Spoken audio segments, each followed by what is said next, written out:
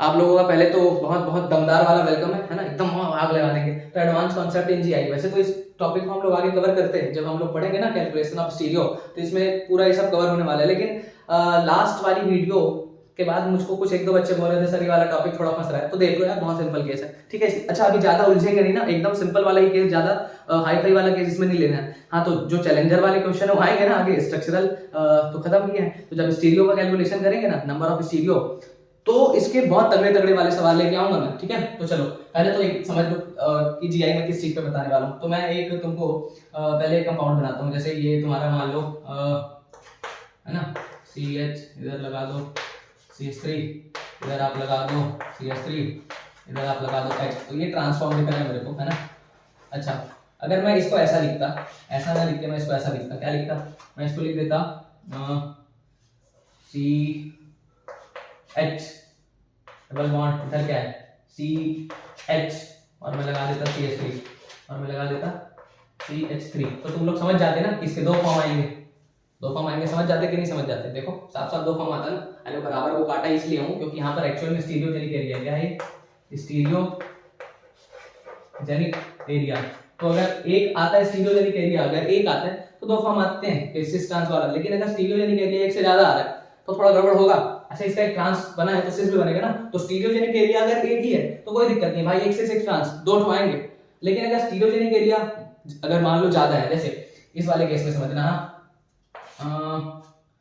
CH double bond CH CH3, और इधर ले लो आप CH2 और ले लो आप CH3। अच्छा तो ये इसमें स्टीरियोजेनिक एरिया एक ही है ना, एक ही है, कोई दिक्कत नहीं है, यहीं से होगा। तो आप सीधा सीधा क्या बोलोगे कि यार एक से आएगा एक ट्रांस आएगा, ठीक है भाई। तो यहाँ से भी दो फॉर्म आएंगे, ट्रांस एंड सिस, तो दो फॉर्म तो यहाँ से भी आ गए। तो भाई फर्स्ट कहाँ पे रहा है, एक काम करो मैं ना तुम लोग को एक से ज्यादा स्टीरियो वाला एरिया लिखता हूँ, ठीक है। CH डबल बॉन्ड CH, फिर CH2, फिर CH, फिर तुम्हारा हो जाएगा डबल बॉन्ड CH तुम्हारा फिर क्या करें CH3 ले लो, ठीक है। और इधर आप समझ लो कुछ लगा लेते हैं अपने हिसाब से, लगा लेते हैं जैसे CH3। चलो अब देखो ध्यान से, यहाँ पर दो स्टीरियोजेनिक एरिया दिख रहा होगा, एक स्टीरियोजेनिक एरिया ये है और एक स्टीरियोजेनिक एरिया ये है। मतलब जहां जहां से जीआई शो होगा, सीओ जहां जहां शो होगा, तो पहले पता कैसे चलेगा कि हो रहा है। देखो ध्यान से, इस वाले कार्बन और इस वाले कार्बन में एक ग्रुप H है, एक ग्रुप CH3 लगा हुआ है, तो भाई दोनों ग्रुप डिफरेंट है, यहाँ से करेगा। इस वाले कार्बन को चेक करो, एक तरफ H और एक तरफ वो वाला पूरा ग्रुप लगा हुआ है, तो यहाँ से भी कर लेगा। तो ये तो मेरा स्टीरियोजेनिक एरिया है, ये एरिया है। इसमें चेक करते हैं, इसमें एक तरफ इस कार्बन और इस कार्बन में देखो, एक तरफ H है, एक तरफ CH2 और ये वाला पूरा ग्रुप लगा है। इसमें एक तरफ H और एक तरफ CH3 वाला ग्रुप लगा है, ठीक है। अब ध्यान से देखना, ये वाला तुमको सिमेट्रिकल एल्कीन दिख रहा है या अनसिमेट्रिकल एल्कीन दिख रहा है। मेरे को पहले ये वाली बात तुम लोग बता दो। तो भाई तुम लोग को ये ध्यान से देखोगे तो तुम लोग को ये सिमेट्रिकल नहीं दिखेगा। कहाँ से सिमेट्रिकल दिखेगा, देखो CH डबल बॉन्ड CH, उधर अलग ग्रुप है, उधर अलग ग्रुप है, सिमेट्रिकल नहीं है ना। सिमेट्रिकल अगर नहीं है, और अगर मान लो किसी को अभी भी थोड़ा सा भय हो रहा होगा कि भाई सिमेट्रिकल कैसे नहीं CH3, तो तुम्हारा वहम दूर करने के लिए अपन ग्रुप को बढ़ा देते हैं। लो एक काम करो, इसको आप ऐसा करो CH2 CH3 लो। अब तो किसी को भी सिमेट्रिकल नहीं दिख रहा होगा ना। अब तो बोलोगे देखो सर ये वाले में CH, मतलब ये वाले में CH2 CH3 जुड़ा हुआ है, उसमें केवल CH3। अब पूरा पूरा अलग हो गया, जिनको लग रहा होगा, क्योंकि मेरे को केस लेना है अभी अनसिमेट्रिकल एल्कीन का, तो ये अनसिमेट्रिकल एल्कीन, अब तो अनसिमेट्रिकल दिख रहा है ना। अच्छा अनसिमेट्रिकल और सिमेट्रिकल क्या था, जैसे ध्यान से देखना, ये वाला एल्कीन सिमेट्रिकल है, पर ये एक ही स्टीरियो वाले, इसमें दो है, वो अलग बात है। तो ये वाला एल्कीन सिमेट्रिकल था, क्यों, क्योंकि यहाँ से अगर मैं दर्पण लगाता तो सेम टू सेम फोटो ऐसा बनता, H H, एक तो H इस H, तब ये है, और एक मिथाइल और एक मिथाइल, तो ये तो सेम बना। लेकिन यहाँ पर दर्पण लगाओगे तो सेम फोटो नहीं आएगा, मतलब ये क्या है, अनसिमेट्रिकल एल्कीन है। क्या है, अनसिमेट्रिकल का केस है। कौन सा केस है भाई, अनसिमेट्रिकल एल्कीन का, ठीक है। अगर ये अनसिमेट्रिकल एल्कीन है तो ध्यान से देखना, एक यहाँ से आ रहा है, एक यहाँ से आ रहा है, स्टीरियोजेनिक एरिया दो है।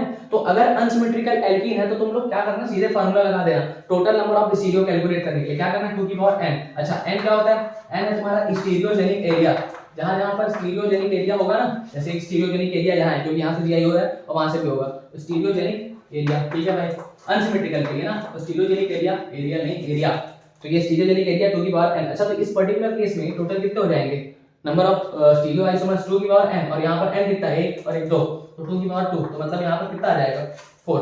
बहुत सिंपल है, बहुत सिंपल है। जैसे एक आध एग्जांपल और लिखूं, अब उल्टा सीधा लिखते हैं, ठीक है। अब ध्यान से देखो, ये हुआ आप ये ले लो और आप ये ले लो। ध्यान देखो कोई कहीं से भी आपको ये सिमेट्रिकल नहीं दिख रहा होगा, कहां से सिमेट्रिकल दिख जाएगा, नहीं है सिमेट्रिकल, है ना। और लो, और करना है क्या हरकत, देखो ये लो। अच्छा थोड़ा सा नहीं, इसको उल्टा करेंगे यार, उल्टा करेंगे अपन।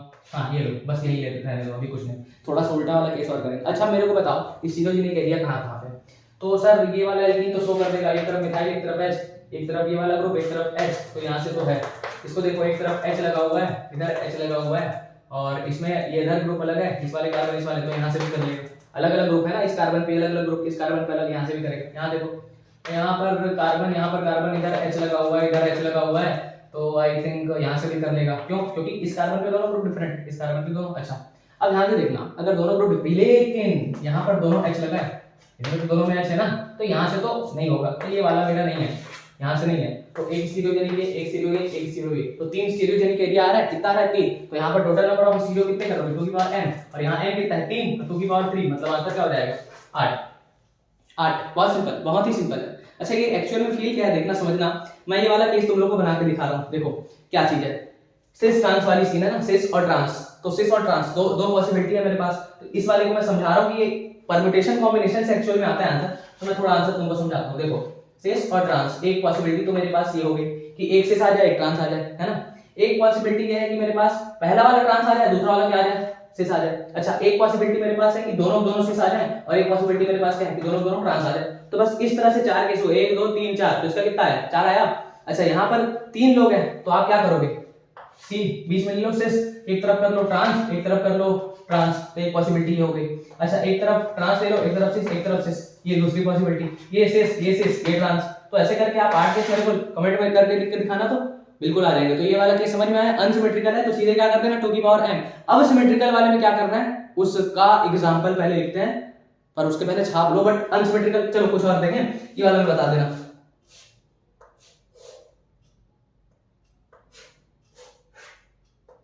चलो बताओ इसमें कितने टोटल वो कितने आएंगे, जल्दी बताओ, जल्दी जल्दी बताओ, जल्दी बताओ, जल्दी बताओ, जल्दी बताओ, जल्दी बताओ। 1 2 3 4 5 6 हो गया, खत्म आंसर। तो यहाँ पर कितने आएंगे, देखो सबसे पहले बात तो स्टीरियोजेनिक एरिया निकालते हैं, तो रिंग में तो होना नहीं है ना, यहाँ पर कहाँ से होगा, ग्रुप तो सेम आ रहा है। अच्छा अगर यहाँ पे हो नहीं रहा है तो अपन क्या करें, इसको देखो यहाँ से हो जाएगा, अरे ऑब्वियसली हो जाएगा भाई, कंफर्म हो जाएगा। अच्छा अगर इसमें से हो जाएगा तो ध्यान से देखना, अगर इसमें से हो जाएगा तो ये क्या हो गया स्टीरियोजेनिक एरिया, और ये क्या हो जाएगा 2 की पावर n, तो n की वैल्यू क्या हो गई 1, क्योंकि एक ही एरिया ना, तो 2 की पावर 1, तो आंसर क्या आ जाएगा 2। तो एक इसका सिस और इसका ट्रांसफॉर्म है, बहुत सिंपल, ठीक है। तो इस तरह से करना है क्वेश्चन, कोई भी कर लो यार, कोई भी केस कर लोगे। अनसिमेट्रिकल एल्कीन दिखेगा तो 2 की पावर n लगा देना, लेकिन अगर सिमेट्रिकल वाला है तो क्या करना है तुमको, सिमेट्रिकल वाले में क्या करना है भाई, सिमेट्रिकल वाले में अभी जो करना है उसको आगे देखने वाले हैं, ठीक है। तो चलो छापो आगे चलते हैं। चलो देखो भाई अब सिमेट्रिकल वाला केस देख लेते हैं। सबसे पहले देखो ये वाला कंपाउंड तुमको सिमेट्रिकल दिख रहा है क्या, दिख रहा है, कैसे, कौन से बॉन्ड के अक्रॉस दिखेगा, ये वाले बॉन्ड के अक्रॉस, मतलब ये डबल बॉन्ड को उठाओ। अब देखो एक CH, ठीक है, CH हुआ, और ये तुम्हारे पास आ जाएगा इधर CH, ये कार्बन कितना बॉन्ड बना है, 2 बॉन्ड इधर, 1 बॉन्ड इधर, बहुत सही है। अच्छा वही CH यही CH और CH3, मतलब सिमेट्रिकल तो दिख रहा है। अब स्टीरियो गिनते हैं, स्टीरियोजेनिक एरिया कहाँ है, ठीक है। तो सबसे पहली बात यहाँ पर देखो, जहां डबल बॉन्ड है वहां चेक कर लेते हैं। तो यहाँ पर इस कार्बन को चेक करते हैं, इस कार्बन में एक तरफ H एक तरफ CH3, इधर से ओके है, इस कार्बन में एक तरफ H एक तरफ पूरा ग्रुप है, तो ये ओके है। तो यहाँ से तो ये मेरा स्टीरियोजेनिक एरिया आ रहा है। इसमें देखो एक तरफ क्या लगा हुआ है H, और एक तरफ ये वाला ग्रुप लगा हुआ है, एक तरफ H एक तरफ ये वाला ग्रुप है, ठीक है, तो ये तो ओके है। इसमें कार्बन में एक तरफ H इधर ग्रुप लगा है, तो ये वाला भी मेरा स्टीरियोजेनिक एरिया आ रहा है, कोई दिक्कत नहीं है। यहाँ देखते हैं इस कार्बन में एक तरफ क्या लगा हुआ है, एक तरफ लगा हुआ है H और एक तरफ ये वाला ग्रुप। अच्छा इस कार्बन में एक तरफ H एक तरफ, तो ये भी ओके है, ठीक है। तो 3 मेरे पास स्टीरियोजेनिक एरिया है, लेकिन मेरा सिमेट्रिकल एल्कीन है। और अब देखो सिमेट्रिकल एल्कीन के लिए थोड़ा फार्मूला है, उसको ध्यान देना। फॉर सिमेट्रिकल एल्कीन आपके पास सीन कुछ ऐसा हो जाएगा कि आपको फार्मूला एक बार ऐसा लगाना है, क्या 2 की पावर n-1 प्लस 2 की पावर p-1। अच्छा n तो पता है स्टीरियोजेनिक एरिया है, n तो क्या है स्टीरियोजेनिक एरिया है, स्टीरियोजेनिक एरिया है ना। लेकिन जो p है उसकी वैल्यू भी n पे डिपेंड करती है। तो n क्या है, देखो p क्या होगा, p होगा n/2, कब, जब n belongs to even, n क्या होगा इवन हो, और p की वैल्यू क्या हो जाएगी, p की वैल्यू हो जाएगी n प्लस 1/2, एक जोड़ दो तो ऑड से क्या हो जाएगा, इवन हो जाएगा ना। तो n बिलोंग्स टू जब ऑड हो तो ध्यान से देखना ये सीन क्या आएगा। देखो इस पे तुमको साफ साफ दिख रहा है स्टीरियोजेनिक एरिया कितना है, 1 2 3, अच्छा 3 है। तो यहाँ पर फॉर्मूला में पुट करते हैं 2 की पावर n माइनस 1, n की वैल्यू क्या है 3, तो 3 माइनस 1, ठीक है, प्लस 2 की पावर p माइनस 1, अच्छा p की वैल्यू तो n पे डिपेंड करती है, n इवन है कि ऑड है, n तो ऑड दिख रहा है 1 2 3, तो n अगर ऑड है तो यहाँ पर n प्लस 1/2, तो p की वैल्यू क्या हो गई, तो यहाँ से p की वैल्यू मेरे को दिख रही है n प्लस 1/2, तो n कितना है 3, तो 3 और 1 4, और 4/2 ये तुम्हारे पास 2 आ जाएगा।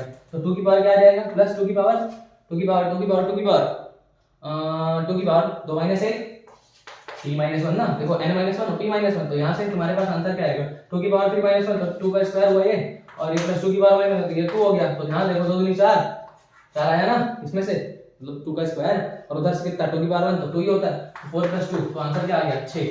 तो इस तरह से करने इस वाले सवाल को, कुछ नहीं है बस स्टीरियोजेनिक एरिया और फिर ये वाला फॉर्मूला, लेकिन सिमेट्रिकल में लगाना, नॉन सिमेट्रिकल में मत लगाना। किसमें लगाओगे, सिमेट्रिकल वाले में। अच्छा एक थोड़ा सा क्वेश्चन और प्यारा वाला करेगा, ध्यान से देखना है,